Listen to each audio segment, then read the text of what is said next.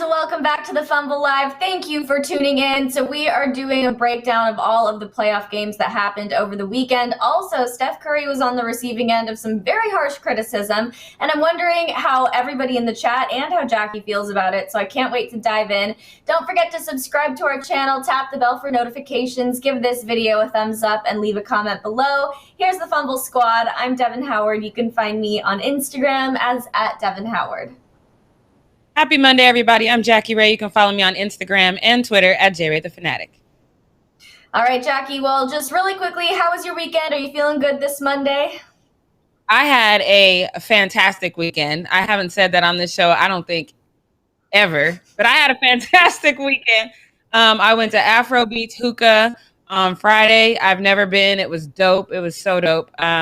And then on Saturday, I went to this networking event. And if you're not following me on Instagram, you don't know. But I met my TikTok hero, Chase Claypool from the Pittsburgh Steelers. And I forgot that he took photography in college. I forgot that was his passion because he had his boy there with him to apparently take pictures of him.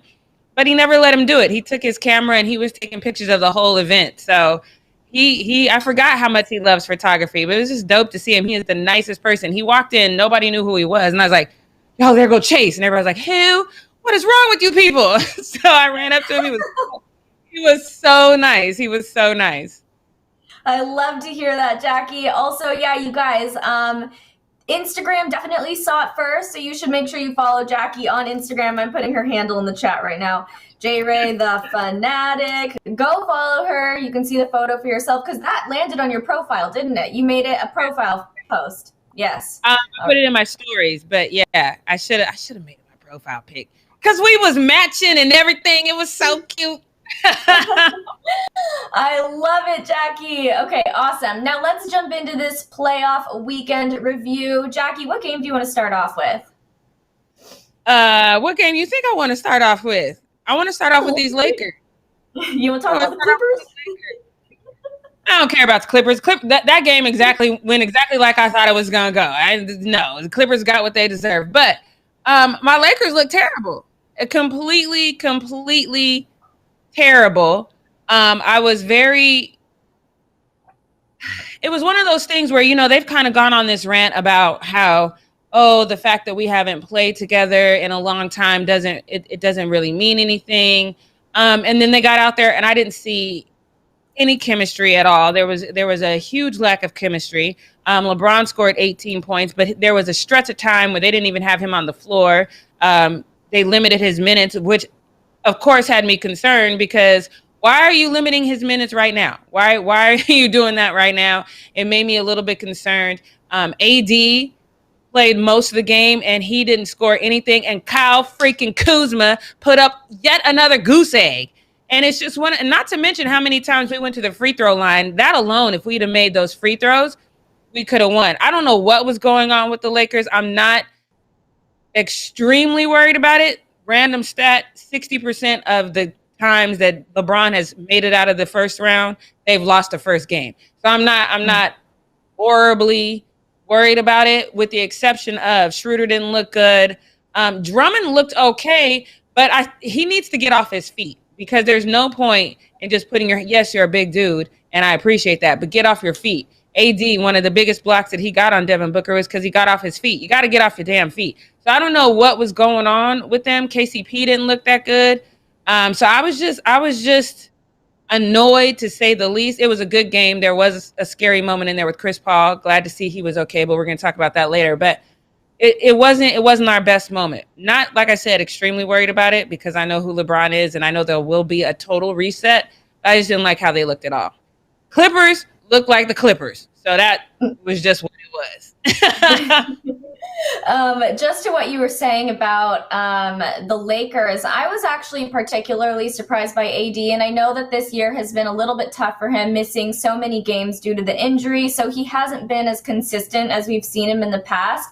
But I actually read a stat. He went 5 of 16 from the floor for 13 points and finished with a team worst -18 in their loss. And he even acknowledged it after the game, and he said, quote, "There's no way we're winning a game, let alone a series, with me playing the way I played." So even he acknowledged that he's, he wasn't looking very good. So it's a little bit disheartening. It's a bit of a concern, but hopefully they can, have a comeback and still walk away with with a successful run in this first round. But it is a little bit unsettling for sure.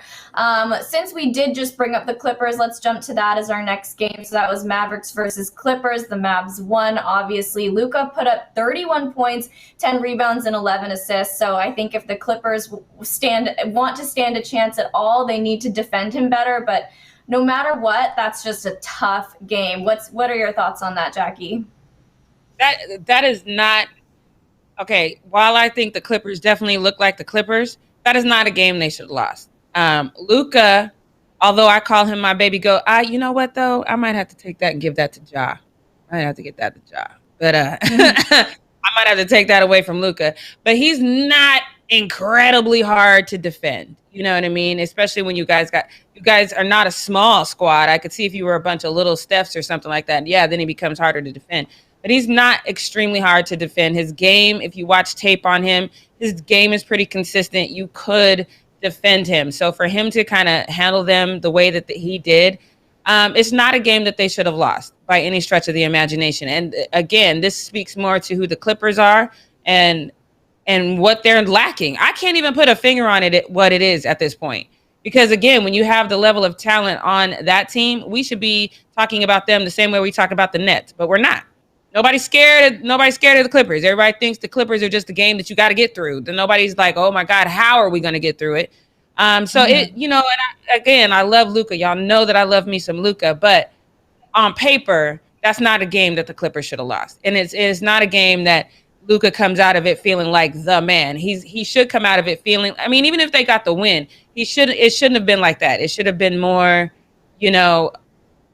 a buzzer, something different. But the Clippers should have had a better handle on that game than they did. And if they don't, speaking of resets, they need to go in there and completely reset. If they don't go in there and completely blow them out the next game, then we really got to talk about what is going on with the Clippers. Something is wrong. Because you should be able to do this reset. Once you have a situation like this, you should be able to sit back, look at the room, and be like, y'all, there's no way. Look at all the talent we have in this room. There's no way. And you need to figure it out. Figure out how to fix it and make it happen. So, yeah. I don't know what the solution is for them there either. But since you did give the baby goat title to Ja Morant, let's go talk about the Grizzlies versus Jazz game because Ja and Dillon Brooks looked incredible together. What was your takeaway on that? Ja was really just out there he was on fire, much like he was in the game against the Warriors. So really, really fun to watch. And he's so calm. I don't know if y'all watched that game. Like, he's so focused. There's not a moment in that game where he is not just dialed in. And he's just, for him to be his age and that young and just stay dialed in all the time. If something great happens, he's dialed in. If something that's kind of off happens, he's dialed in.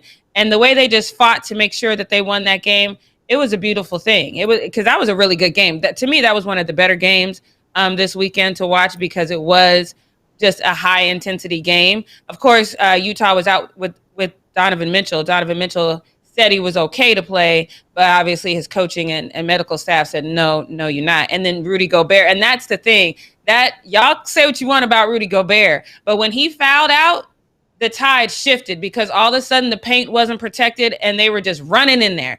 Y'all don't sleep on Rudy Gobert. The second he got fouled out, then the tide shifted for Utah. So it's one of those things. But on the flip side, though, he should have been more aware. You have 5 fouls. You got to play this. You can't be. And he does this thing where he kind of hits you low. You're going to get called for that every time. So that was kind of his fault for not being aware, or maybe even his coach's fault for not taking him out for a little bit once he hit that 5th foul. But that was probably one of the better games I've seen. I agree with you, Green, 23-24. I see what you do there. I like that.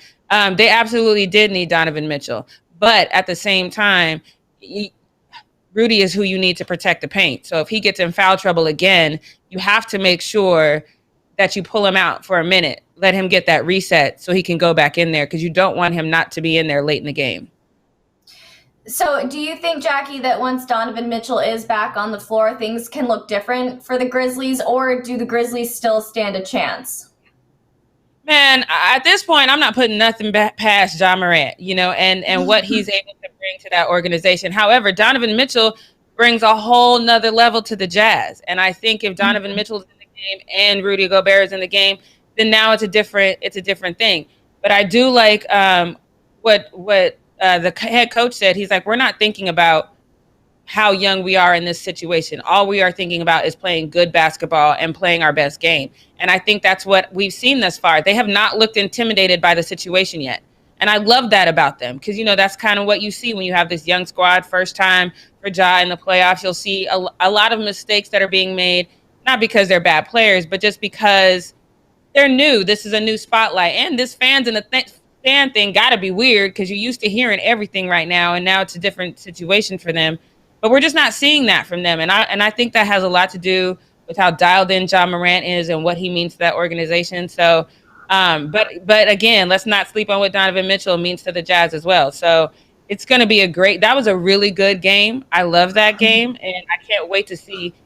But I am concerned because when you sit him out in a playoff game because you don't think he's ready to come back, I am concerned about him re-aggravating that injury. So we just have to see.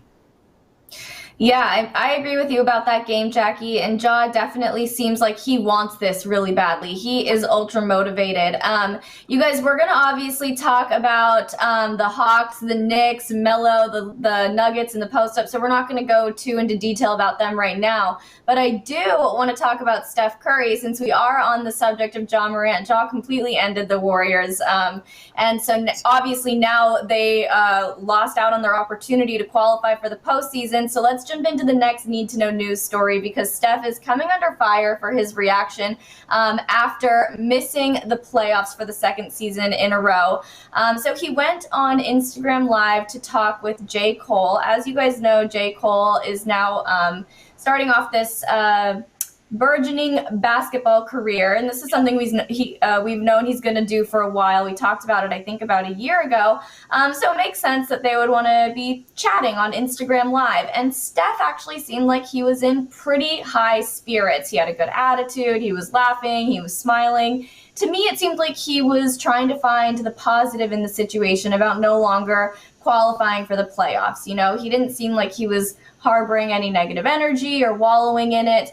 And people felt like that was just completely inappropriate for him to be behaving like that. They thought it was kind of disrespectful and showed that maybe he really wasn't that motivated to begin with, which I disagree with 100%. One of the people who was very, very mad, went on a whole Twitter rant about it, was former NFL linebacker Junior Galette. So he took to his Twitter and just basically tore Steph Curry apart. So let me read these tweets to you. So he said, "I never bought in the Steph Curry hype. I watched Montel star that team while Steph was on it. Iguodala won an MVP in the finals off the bench over him. I knew his heart wasn't like that. Greatest shooter ever, but lacking that killer Iverson mentality." Then he went on for another, there are a lot of tweets here. So he went on for another tweet that says, "I don't ever want to hear another Allen Iverson Steph Curry comparison ever again."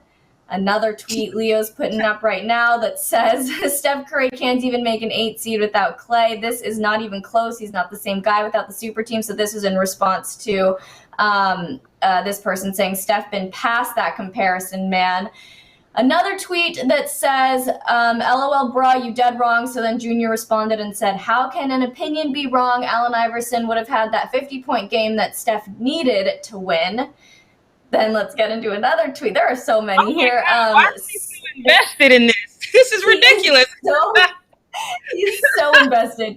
So heated about it. I've got a few more up my sleeve still coming for you. So Junior responded to this tweet that says, "Dead wrong for that opinion. I hear you, but that double every possession was serious. Al ain't never seen defense at half court." Junior said they couldn't double Al, bro, too fast. Curry doesn't have the fire. Not the same guy without the Justice League. How many more do I have? And then he says, "Steph Curry, first 6 seasons before he got the Justice League compared to Iverson first 6 years. This comparison is quite laughable, but the NBA wants to run their narrative, so they hide Iverson as much as possible. Nasty work, can't change history, but they rewrite it in your face." And then he actually shared a clip from the Instagram Live where Steph is talking with J. Cole and laughing. And he says, imagine being eliminated out of playoff contention to hop on IG Live, shaking my head. These athletes nowadays are different. Iverson could never. He'd be at the club drowning in his sorrows because losing hurts that bad. Okay. Actually, there's one more. He says, I remember losing to the 49ers in 2012. It's like, oh, shoot, I forgot. We've got more. I didn't eat for 3 days because I knew the 2011 Saints team was Super Bowl bound, but Steph Curry on IG Live laughing his ass off after a heartbreak in overtime to get in the playoffs. All right, let's discuss this. Jackie, just give me your reaction. I was going to say something, but I want to hear what you said because I know you got a lot to say. Damn. I like Allen Iverson. I've never been a fan of the Allen Iverson Steph Curry comparison. I get it. But I tend to land on the side of Allen Iverson on a different level, just his level of play. But they are two totally different people. Just forget the game. They're two totally different people. Allen Iverson is the guy who would damn near cuss you out in a press conference. Steph Curry is the guy that's going to joke with you, ask you how your kid's doing in a press conference. They're not the same freaking person. I do agree that at this moment in time, you definitely expect Steph to step up and be that 50-point Steph in this moment in time when it really, really counts, because that's what, when we think about all, these greats in the past, that's kind of what we think. But a lot of that is not, you don't really have a control over that. You go in there and you try to play your best game, but this whole, bruh, you need a hobby, sir. Who gets on there and rants this much about a game you didn't play in? I don't understand it. I don't understand. I have never, and I've gone on like verbal rants with people. Like people will call me or FaceTime me. Okay, yeah, I'm a face-to-face battle you and go back and forth with you.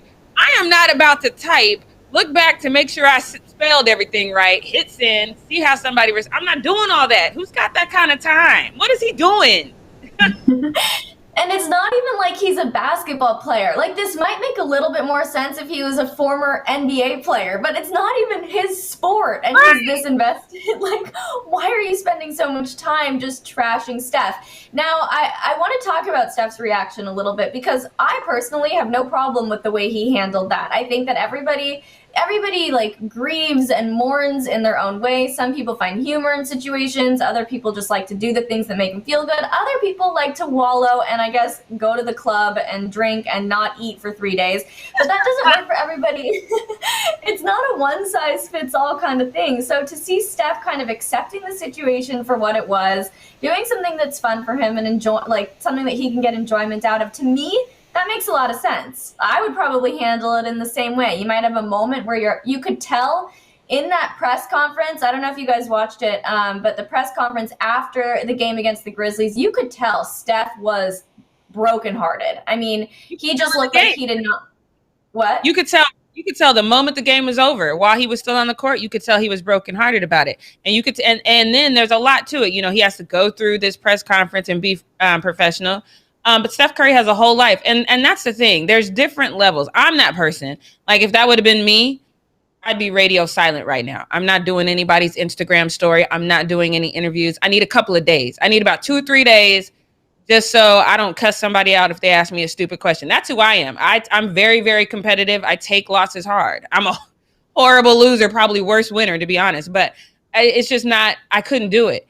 But Steph, and I don't think doing it my way is mentally healthy. I think doing it the way that Steph is doing is mentally healthy.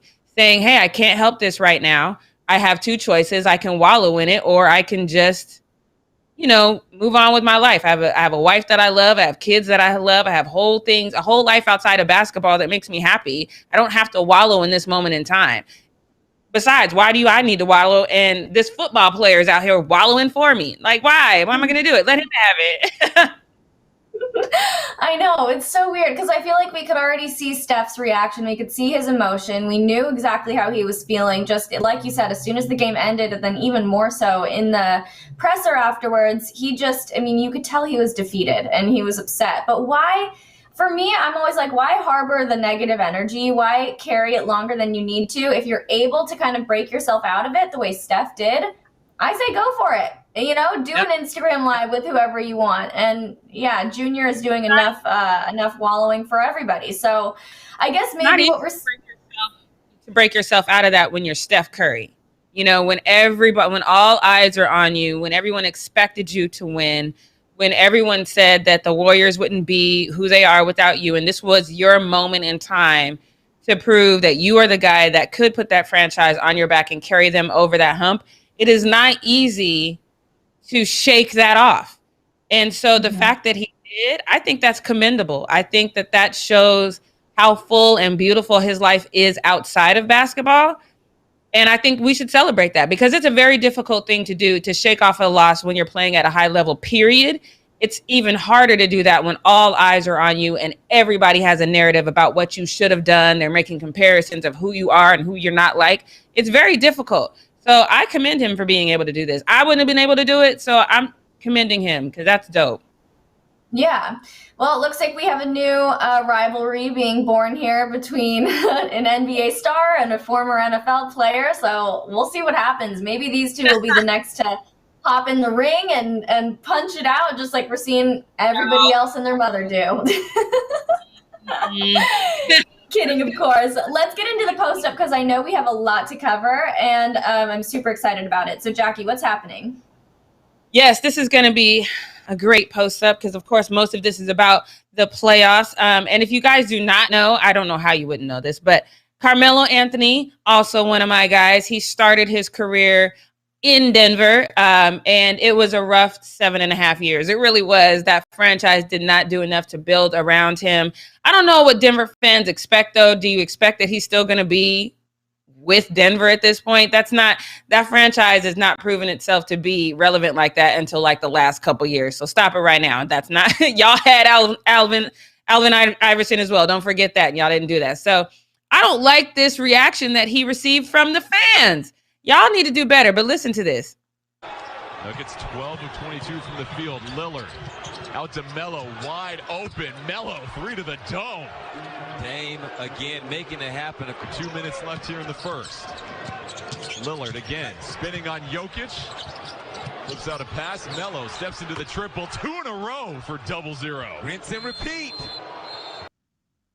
When he hit, I don't know if you could hear in the background, but when he hit that second three, people started booing him like horribly bad. And I was like, why though, Denver? Why? This doesn't make sense. He missed 2 right before that though, too. So as soon as he made 2 in a row, then they started booing him. This is stupid. I don't know why they booed him. Yes, he wanted to get out of Denver, but those of us who loved Melo at that time encouraged him to leave Denver. So stop it right now. But, I like how Carmelo, speaking of handling things the proper way, I like how he handled it because he just wasn't going to let it get to him. He said, what else can they do? I don't know what it is. I gave my all here for 7.5 years. I've never said anything bad about Denver, about the fans, the organization, players. I never complained. I took everything on the chin, even when it wasn't my fault. He did. He never said, and there was a lot to say about a lot of things when he was in Denver. He never said anything. When it was time for him to go, he requested his trade and he moved on gracefully. I don't understand that. But I have another response from someone who said, and I like this one. He says, it's not like he was out there pulling a James Harden when he asked for a trade in Denver. Fans should just move on. I mean, y'all really dissed him by giving his number to a random Euro second-round pick who turned out to be an MV caliber guy. So you already did it. You already moved on from his number. Get over it, Denver. I mean, y'all doing too much. Because if you are booing him right now, then you did not watch the Nuggets when he was actually playing for them. Because if you did, you would want him to move on. So we're going to move on instead. Because people were just boo happy. Now, I need y'all to explain to me why Westbrook is getting booed like this, because he got crazy booed at the beginning of the game. At the very beginning of the game, he got booed. And then when late in the game, when he had turnovers and the 76ers pulled away from the win, he got booed again. So take a listen to this. Y'all doing too much with these booing, though.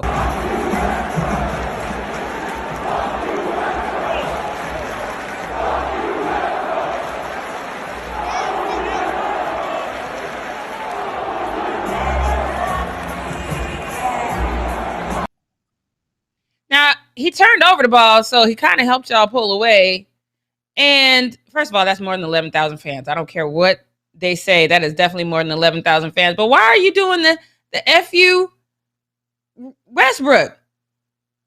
I know they have beef. My Glock, that's what we decided to say. But I ain't got beef with 11,000 other people. Y'all doing too much. I don't like y'all booed him at the beginning. And then when he turned over, that's a lot. Y'all doing too much. I don't like the booing of the players. That's ridiculous. But maybe you know why I don't like it is because I'm not used to hearing it right now. Maybe that's why it's bothering me so much, because I'm not used to all these damn fans in the stands. I don't like it.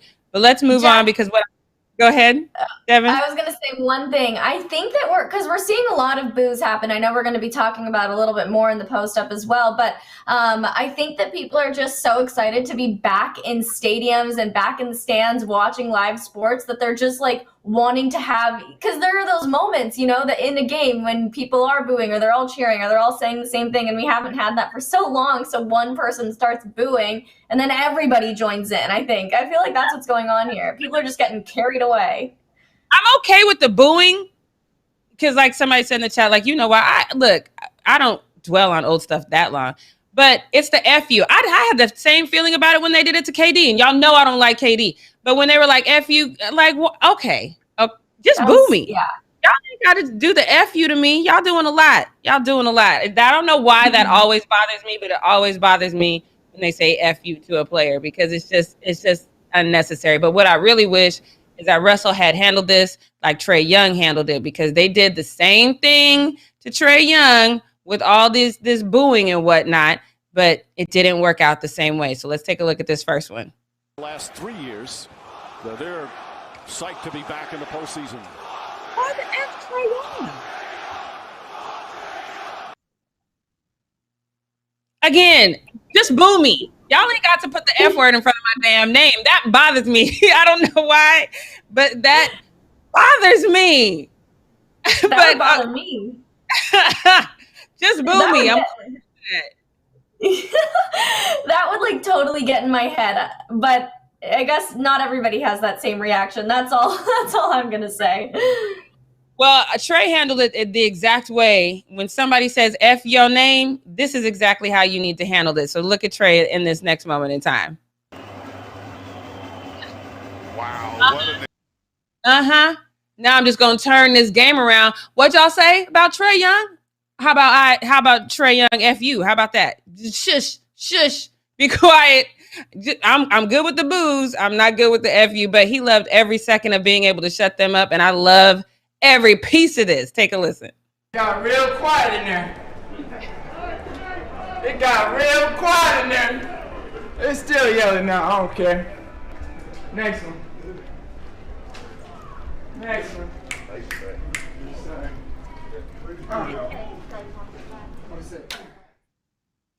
It did get real quiet in there, and that's what you have to do. And I saw somebody in the chat, it passed me, said that some players feed on it, and it literally is one way or another. I think I would feed off of the boos, because it'd be like, okay, that's cool. But the second you put FU in front of my name, I don't know. I'll be ready to fight when y'all say stuff like that. I don't know, but that's just me.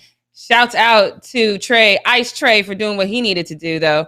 But let's get on to this next one, because I didn't see anybody address this. Because when I was watching the games, it definitely threw me off a little bit, because I'm so used to being able to hear, when players are cussing or saying things crazy to each other. And I low-key kind of love that, to going to now I can't hear a damn thing and I got to try to read your lips. The whole thing threw me off. I was on Twitter the whole time. I didn't see a lot of people address it. So I was really glad that James Harden addressed it. So take a listen to what he had to say. Hi, James. Just curious if anything jumps out to you as far as struggles you had offensively to start the game, and what you turned it around with in the second half. I'm not sure. I think we got some pretty good looks in that first half. Shots that just didn't go in. I think maybe I'm speaking for myself, but the crowd kind of just threw me off a little bit. It was pretty loud in there. It was pretty. The vibe was what we've been missing, and it just threw me off a little bit. But second half, we got more comfortable, and shots started to fall when we needed it to. And I think that's just it. I think it threw everybody off just a little bit, and then you just had to get back into that rhythm of, oh, okay, there's people here. Oh, okay, we like this. We like that energy, because it's like a reverse thing now. We remember when we first went into this whole bubble situation, how none of us really liked it. And then we got used to it. And now it's like, now we got to get reused to people being back out and about. But we are acclimating really quickly. Obviously, I went out this whole weekend. So we are reacclimating to life post-pandemic. And I think that's a great thing. But let's get on to this next one, because this next one is a lot. You know what I mean? It's just one of those things where you have to kind of take a deep breath and realize that this has been a really rough road for Derrick Rose. This man came into the league and we all thought he was the next coming of everything. And then injury after injury after injury. But right now he's making a strong case for Sixth Man of the Year. And we just have to take this moment to really kind of say, wow, this is a dope career. You've gone through so much, but you never gave up. And I like what he posted on his Instagram. So he posted this picture of basketball. And I had to like zoom in because it's like handwritten. But if you can't see it, it says, if you dare to struggle, then you dare to win. If you don't dare to struggle, then damn it, you don't deserve to win. And I really like that, because that's such a telling quote to what he's gone through in his life. And then he wrote this long caption. I'm going to read it because it is long, but I think it's just such a testament to all that he's gone through. And this is the first time that I've really seen him really pour his heart out into what he's gone through. So the caption says, imagine having your dream job or working for a company for 10 plus years, blood, sweat, and tears, and somebody from another company approaches you and says, hey, you look like your vintage self today, LMAO. He says, you don't know them at all, and they think they know you because they watch you perform a little bit from afar. That S will throw you off, right? You had your ups and your downs in the company, right? You're human. But what if the numbers say you are more efficient this year? What if they say you're a totally different player? It's nothing vintage about my game but my floaters. I don't dunk or jump high anymore. I'm not killing you or with my speed anymore, or my one-man fast breaks anymore. I don't even shoot my reverse layups anymore, LOL. I'm a totally different player. I love chess, so I will put it this way. I lost my queen early in the game, but I found my effing way back to get one of my pawns down the board to get her back. If you know chess, that's a very hard process to achieve. Even if you really know how to play, you know, even the master games are won with a few pieces on the board, and it's about strategy. And heart, it's cool to say I still hoop a little bit. Plus, I've been fighting through this stuff my whole life. I'm smiling through it because I've been through the hardest stuff ever. That growing up in a piss poor neighborhood, nobody didn't understand my pains and my dreams but me. Vintage or not, I'm extremely blessed and skilled. I love that so much, because and it made me think, because I say that all the time. I say, oh my God, we're back to the old Derrick Rose. No, we're not. He's not playing the same game. He doesn't have that same explosive thing that we've seen time and time again. He's a totally different player, and he's going out there and he's playing a totally different game his way, and it's working for him. I absolutely love this. Devin, what did you think about what Derrick Rose posted with this picture? I mean, I think it's an important reminder, because I feel like whenever he does do something great, people do always want to come back and say, oh, vintage, vintage, vintage. But he is a different player now, and he's not going to look the same all the time. So I think that this was a really great way to acknowledge that and embrace who he is now as an athlete. Yeah, I agree with that. I love when people embrace, what they've gone through, and because sometimes change is hard, especially when all the cards were stacked in your favor and then they weren't. And then now you have to readjust. It's a lot. It's a lot to try to figure that type of thing out and to move forward from that. And to be honest, I think a lot of guys in Derrick Rose's situation might have given up, because it would have been the easy thing to do. It would have been the easy thing to say, all these injuries are going to plague me for the rest of my career. It's going to be too hard to come back. So now I'm just done. And I agree with Dub Nation Sports. D Rose is a smart player now. And that's exactly it. He's had to figure out a way to revitalize his game. It's not vintage at all. I really respect him saying this, because it was a dope thing to hear from him. So that's all I got to say about that one. But let's move on to this one, because there was that moment in the game that was very cringeworthy to me in the Lakers game. And it's when Chris Paul went down, and all of us were like, oh God, there's a lot that went into my head with that. First of all, I low-key love Chris Paul. He is a part of the friend circle that is LeBron James. That's number one. He's just a great guy. Number two, you don't want that to be the narrative. Oh, the Lakers only won because they're that without Chris Paul. So every ounce of me was like, you got to get up, Chris. You got to get up. But what I really loved is seeing everyone kind of rally behind Chris Paul. That just goes to show how much respect that man has throughout the league. And of course, you're friends with LeBron James. So he was one of the first ones coming over. And that's so funny because I was like, LeBron, go check on him. And then I look up and here is LeBron over there checking on him, and Bleacher Report posted it is bigger than basketball. And I 100% agree with that.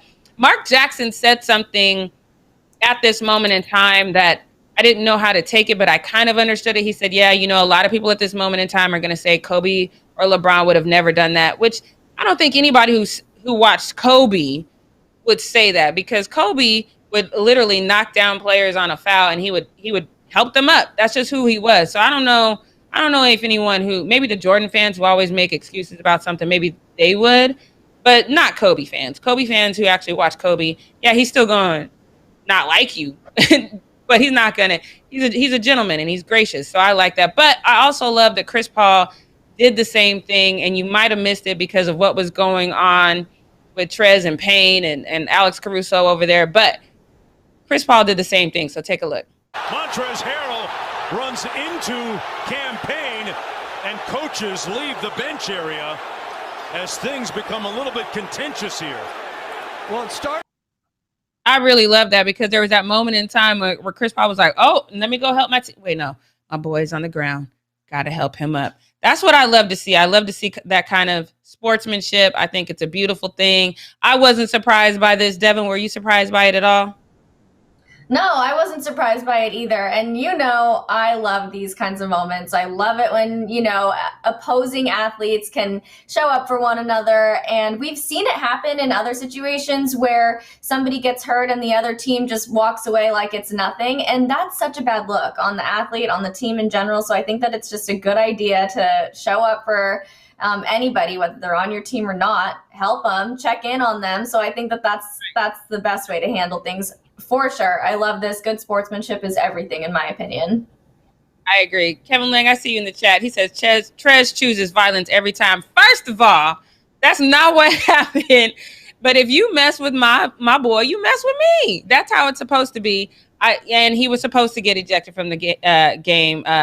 Christian, I see you. And that was only because it was a succession of things. First, he pushed Alex Caruso hard, so Alex Caruso got up and did something, and then he pushed him again, and then Trez came over. So the ejection was the right call. You just got to keep your cool in that situation. But I don't know if Trez chooses violence every time, but he chooses his team every time, and whatever that means is what it means. So I'm with that with Trez. But now we're gonna move on to this next one, because this is just one of those moments in time where you're like, Steph Curry is just an entertainer. He's there to entertain us, win or lose, and that's why he can shake things off a little bit. But he has this moment in time where he does another trick shot, and just his reaction afterwards is just adorable. So take a look. Point performance, but not enough. Even his pregame warm-ups are out of this world. Always entertaining. Some circus shots perhaps in store for later tonight. That's just adorable. I love the chemistry he's just a fun guy. He's just a guy that's going to like to pull his team together, have a few laughs. It's just one of those things. His reaction at the end just really made my heart smile. He's like, oh, I made it. Did you see me? He's like a little kid. Did you see me? So adorable. He's hard not to like, but I had a feeling it would end this way, and I'm not mad at it, but let's move on. Devin, did you have a thought on this crazy trick shot he just did? I mean, I like watching it. Right. He's just such a fun, happy guy. I like watching him in general. Yep. So now let's move on to this next one, because I don't know. So here's what I've learned from Shaq and Chuck. You always have to be at the ready, because both of these two men love to sleep. How many times on this show have we had a post up where Shaq is asleep? All the time. But Shaq was like, okay, at least maybe he wakes up long enough to watch the game a little bit, because he's calling out Chuck, because Chuck is out here giving commentary on a game that he did not watch. Take a look. I thought they did a good job on Bill and Westbrook. They played really good defense. Ernie, sorry to interrupt. I know snitches get stitches, but he was not watching the game. And I have proof. I'm just saying. Who? You. You weren't watching the game at all. Look at him, Ernie. He was not watching the game. So do not go to him. That must have been during a commercial break. That was doing it to be. Sleep nights, young man. Look at him, Kitty. Ernie, don't ask him. And then you can find me in the club. Bottle full of bro. No. So from what you were able to see in the first half, what'd you think? I was a little tired today, Ernie. I shot a commercial all day yesterday in the sun, so I'm a little tired. That's how you do it, though, if you're going to fake it, though, right? You don't, because when Shaq falls asleep, his mouth is hanging open and he's just knocked out.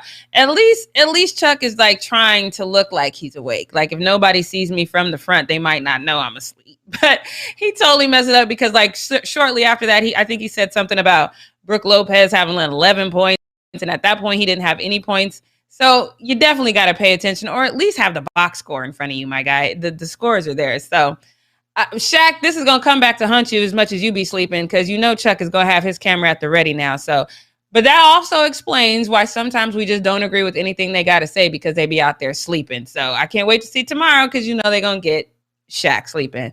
But let's go on to this next one because this next one, now I get it, but there's a part of me that feels like, and I don't want to say I'm 100% sure, but I am 90% sure that I have heard people call Mike Malone Coach Mike. They've not even said the Malone in it, or they've said Coach Mike Malone. I feel like I have heard this before. So there's a side of me, because I do make when I don't like you, you have to call me Jacqueline. Otherwise, I just won't respond to you. I won't answer you because I'm petty like that. And that's my way of letting you know I don't really like you like that. You got to address me by my government name. But this situation, I feel like her name is Cassidy. I don't want to shorten her name. Cassidy and Coach Michael Malone have a report. Maybe don't call her out this way. But I don't know. Y'all take a look. Let me know what you think. The Nuggets, Mike Malone and Coach Michael Malone. Michael Malone. My apologies, Coach. I'll get that right here in the playoffs. Coach, where do you want to? You didn't have to do that. You just did not have to do that. You know she didn't mean it in a disrespectful way, unless maybe you've told her this before and she refuses to get it right. But I just don't think this was necessary. But she took it in stride. She did, and she kind of let it be known that people have shortened her name as well, and she does not necessarily like that. So she posted to Twitter and said that, I get it, Coach. People call me Cassidy or Cassie, and it's not Cassie, it's Cassidy. So I don't know if we have that tweet. I thought I stuck it in there, but she definitely made it known that she got it. People responded to her and said, yeah, but he could have just told you that after he didn't have to do that on the air when he knows you guys are on the air. He didn't have to call you out like that on the air. I don't know. Devin, what do you think? Do you think he should have waited, or do you think you just call her out when it happens? No, I think he should have waited. I don't like this. To me, this is really annoying and very uppity, Michael, yes, I understand you have a preference and that's totally okay, but this is the kind of thing that should happen off air. And I feel like, knowing me, in these kinds of situations, if somebody acts like that towards me, I tend to get pretty sassy and a little snippy. And so if somebody did this to me, I would probably snip right back, and then we all look bad. He looks bad for correcting her on air. She looks bad for being too snippy. She handled it well, but I just think you don't need to kind of intentionally try and embarrass somebody during a live broadcast like that. To me, that seemed like sort of embarrassing for her, and he should have just waited. And that's why I fall on the side that maybe he's either asked her this before, or there's some sort of animosity there. Because when I was working in property management, our owner, we did a call, and he was like, so Jackie, what about blah, blah, blah? I didn't say nothing. Jackie, what about blah, blah, blah? I didn't say nothing. And then he's like, Jackie, this is a student call. He's like, do you see me? I was like, who are you talking to? He's like, I'm talking to you. I was like, my name is Jacqueline, sir, because I don't like you. I don't mess with you like that. And so when I have beef with you, no, you're going to call me by my full name, because I need you to know that I don't like you. And I don't care if everybody in the room calls me Jackie, you cannot. And that's it's a little petty, right? So I'm kind of with you. I feel like you have to maybe just hit her up after the game and be like, hey, in the future. But I don't even know if you say that, because I have to go back and check now. But I feel like in my heart of hearts, I've heard people call him Coach Mike before. I could be making it up in my head, but I swear that I've heard him call him that. I've heard that before too, and people in the chat said that as well, and people that were tweeting about it said the same thing. So to me, I mean, maybe you're absolutely right about this backstory, this like history of tension or whatever. I didn't assume that, because to me, I'm like, what could these two possibly be beefing about? I don't really see where anything could have happened in the past with them, but maybe that's the case, because yeah, I've definitely heard Mike Malone before. Yeah, I swear I've heard that. So I don't know if y'all can figure out what the backstory is between these two people, let me know, because I definitely think there's something to this. But like I said, she handled it with style and, said, okay, I get it. I don't want people to call me Cassie, and my name is Cassidy. So I like that. So let's go ahead and jump into this next one, because I want to see what you guys think about this next one as well, because I don't think there's as much to this one as people are saying. So we've talked about this before. Julio Jones is about to be out of Atlanta. They simply can't afford the man because they don't have any money in cap space. So he's about to be on his way out. And of course, the speculation is where is he going to go? So this fan posted this picture that has people thinking now maybe there's something to this. I don't know if that's actually correct. So let me show you this picture that this fan posted. Okay, well, maybe, do we not have it? I know I put that one in there. All right, so long story short, he is in a hoodie that says Dallas Cowboys on it. And so there was a lot of questions about that. Like, here it is. So he says, met Julio Jones in Dallas wearing a Cowboys jersey, wouldn't be mad. And does, hashtag Adam Schefter, or tags Adam Schefter. So then it becomes, a lot of this thing. Questions. Texas, I don't think ever wore a mask out there, but it became, okay, when did you take that picture? That was what the first Twitter user responded to his post and said, when is this picture taken? Because is this a back in the day? Please provide proof. When this was taken today, are you just saying you met Julio in Dallas and letting everyone think it was today? If so, well done. That, again, maybe, but then I fall to where this next user is, because it doesn't matter. He's been in Atlanta forever. Who cares how long ago this picture was? You need to not wear that, sir. You've been in Atlanta too long. He says, even if it wasn't today, he's been a Falcon forever. Why is he wearing cowboy gear? I 100% agree with that. Second of all, I don't think Julio, now in the same feed, and I didn't post it because it was ludicrous, in the same feed, Dallas fans are like, oh, he would be great with Dallas. We would get rid of Amari Cooper. On what planet would you get rid of Amari Cooper, who is 6 years younger than Julio Jones? That makes no sense. You have a young receiving core in Dallas. Dallas is the last place that he needs to go. You need to develop the receiving core that you have there. You don't get rid of him you don't get rid of Amari and because somebody has to go. Y'all know that, right? It's not like you can keep everybody. Somebody would have to go. And I just don't think you do that. Julio, while we love him, he's 6 years older than your receiving squad in Dallas. You got to stay with the young guy. So that's just my. We have an update. Yeah. Go ahead, Devin. I was gonna say the update. I'll just read it right now, because he was. Okay, yeah, he was on Undisputed, and he said he's, quote, out of there when asked if he wants to stay in Atlanta, and he also says that he doesn't want to go to the Cowboys because he, quote, wants to win, so he doesn't see that happening with the Cowboys. But I also wonder if he knew that was live. Does he know? Like, that's crazy that he said that. I mean, no, it's not crazy, because he's right. You don't go to Dallas if you're trying to win. You just came from a losing franchise. You mean the picture? No. Or what he said on the fact that he said that, because it was a personal phone call. Shannon called him on his personal phone. I don't think he realized it was live. So I think it's crazy that he said that, just because it's like, now it's out there. Even if that's how he truly feels, which is not crazy if that's how he feels, but the fact that it's out there now. Oh, I hope Shannon didn't do him dirty like that. I hope he told him. Because that's shady. That's I discovered yesterday, because on Zoom you used to be able to record the conversation and it not tell people you record. But I guess for reasons like what Shannon Sharp is doing now, when you hit the record button, it says this call is being recorded. Scared the hell out of me yesterday. I didn't know what that was. Please, y'all, let people know when you record them, especially if you're going to use their soundbite, because you're right. If he didn't know that, it would be a lot. So, but he's right though. He's Mm-hmm. right. Let's just see if people get up in arms about it. But let's move on to this next one. Because this next one is funny to me, because I had said when I watched the commercial, you guys have seen the new commercial with LeBron James where it was like, what if I didn't hit the snooze button? That only lasted for like 2 days with me and not hitting the snooze button.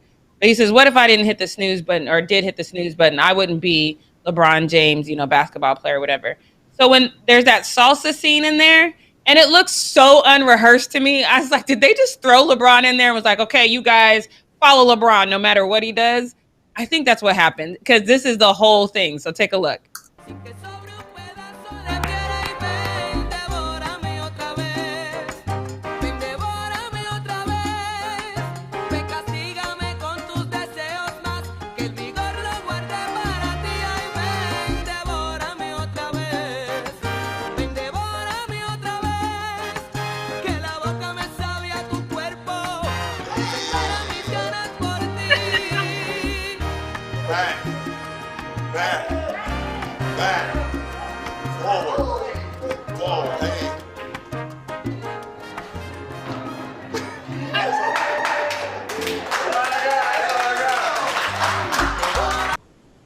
I 100% believe that was what the director said. Okay, just follow LeBron, because there's the lady on his right and then the guy on his left, like they're just looking at him, and then they have to adjust really fast when they make the moves.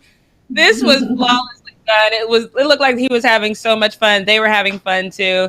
Devin, is this not the best salsa king for LeBron that we've seen? I love this. I love it. He can move those hips. I did not realize that LeBron could move his hips like that. I'd like to salsa dance with him, although I'm a terrible dancer. He's probably going to be way better than I am. But wait, Jackie, before we move on, just because I am still so hung up on this whole Julio Jones thing, we actually have the clip. Leo has the clip to play for us. Yeah, so let's play it. So, Leo, if it's ready, go ahead and throw that up there. If not, we can just... Okay, we're calling. Does he know? I don't know. You watching, Julio? Really hope he answers here. Julio, have the guts to pick up the phone. If he knew it was recorded. Yeah. All right. Julio. Hold on. Let me put you on. Does he know? Can you hear me?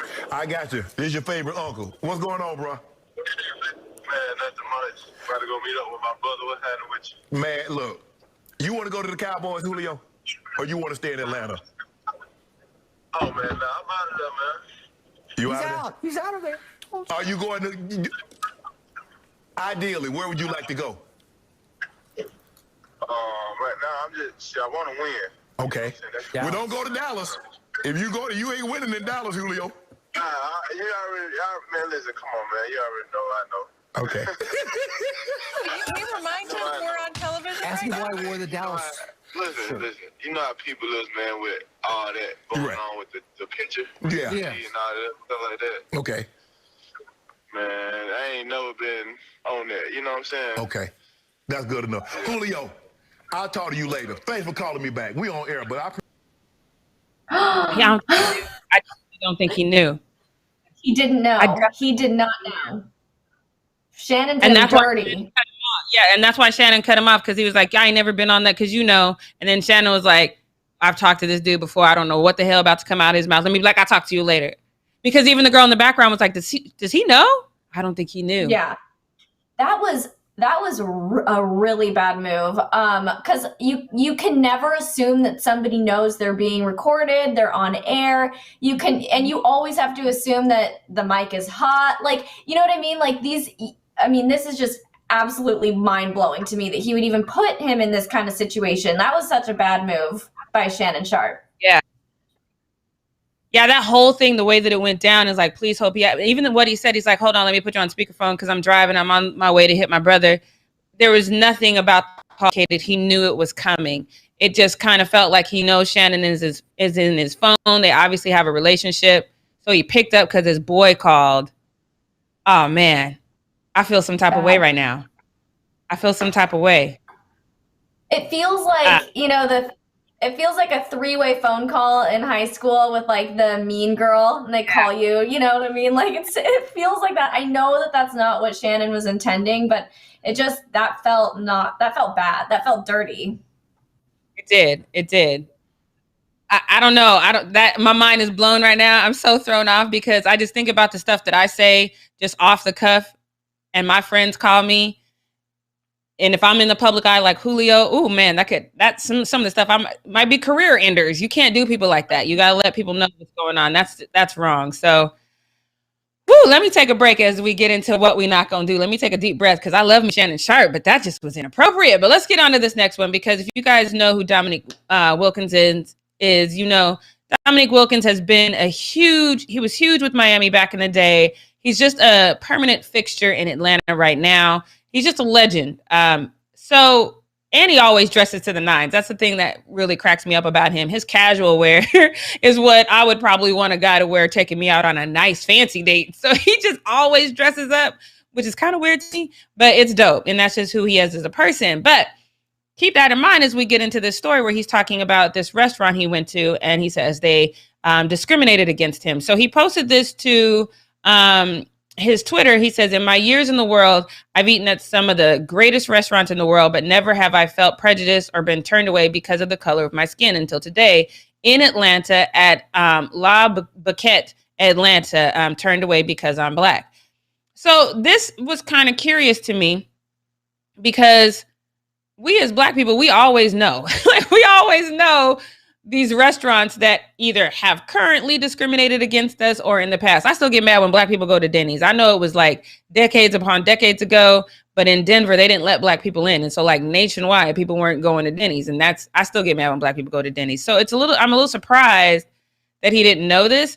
But then he posted a follow-up to it and basically said that they originally told him, he said, when I first got there, they said no tables. Then they said I was not dressed fashionably enough. I guess if there were no tables, then why would they follow up with that comment? And you immediately look guilty like that. And the term fashionable is interesting to me because this man is always fashionable. It's a little weird to me that they would do that. And clearly I don't think that they knew who he was, because again, his dresses, and this person kind of alludes to that too in this next tweet. He says, 1, did you have on a baseball cap? Because even if he's dressed super nice, he does usually have a baseball cap on. So that's a good question. Did you have a baseball cap on that could have been taken off and slid into your pants?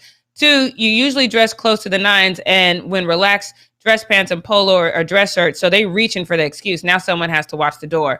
Exactly, because he could have just taken off the hat, which I know he probably had on. That man will wear like a full 3-piece suit and have on a baseball cap. So that's definitely one of those things. So and then someone says, hey, this has happened to a lot of people before. This restaurant has this reputation, but that gets me back to what I was saying. Like usually, if you live in the area, you know what restaurants kind of discriminate and what restaurants don't. And he says, based on their online views, this is not shocking. It seems that multiple people had a similar experience at this restaurant. They enforced the dress code inconsistently, which some deem racist. So Dominic says, yeah, that's exactly what happened to me. They basically turned me away because of how. And so even in the picture that he posted, I was looking at the people in the front table. They were not dressed nicely at all. So Dominic says that's exactly what happened. I would have been fine if they just said no tables, but they looked me up and down before that and then said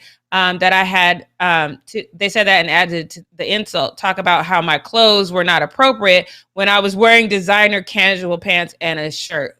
Absolutely believe that, because that's how that man always dresses. So this has happened to everyone else. And maybe Dominic didn't know that, but the part of this that really pisses me off is the restaurant saying, we try to get it right, but sometimes we don't. It is what it is, because they issued this comment that said, we at La Boquette do our best to accommodate all of our guests. However, we have received consistent complaints from our patrons regarding other guests' wardrobe choices. As a result, to protect our restaurant's culture, we installed a minimum standard in our business casual attire dress code, which includes jeans and sneakers, but prohibits baseball caps. That's dumb, because I could just take the baseball cap off. and athletic clothing, including sweatpants and tops. Though the definition of casual is ever evolving, we strive to maintain our policy requirements daily, but it isn't a perfect system. Again, I've never seen Dominic in anything that wasn't design, even if they're jeans, they're designer jeans. And I've never seen him in sweatpants. And yes, like I said, he'll wear a 3-piece suit with a baseball cap, but he could have just taken that off, and you should have asked him to do so.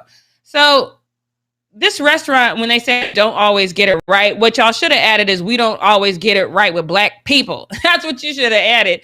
Then we would have known you was telling the truth. But I want Dominic to do one thing and one thing only. Instead of really getting mad about this, what I want you to do is partner with a Black-owned restaurant in the area and do everything that you can do to divert business from this restaurant, specifically Black business, to another Black-owned restaurant, because that's what we need to do. Instead of getting all mad when white folks don't want to let us in their business, how about we just build up our own? This is stupid. I don't want to keep having these fights with people that don't want us to. Why do we want to consistently try to go places where we're not wanted when we got our own businesses and our own communities that we can build up and be fine and happy? This is stupid. Please partner with the Black-owned restaurant. And what we're not going to do is keep asking that we have this. This is stupid. That's all I got for what we're not going to do. I agree with you. It is stupid. Very, very stupid. I feel bad that he was subjected to this kind of treatment. This is just uncalled for in so many ways. But you guys, we are over on our show time for today. Had a lot to talk about. We had that little Julio Jones, Shannon Sharp incident that we needed to dig deeper into. So I'm very glad that we did do that. We're going to be back again tomorrow at 9 a.m. Pacific Standard Time as usual. So make sure you tune in, subscribe, tap the bell, leave a comment below, share this video with your friends, and hit that thumbs up button. Have a great Monday, you guys. We'll see you tomorrow. Bye, everyone.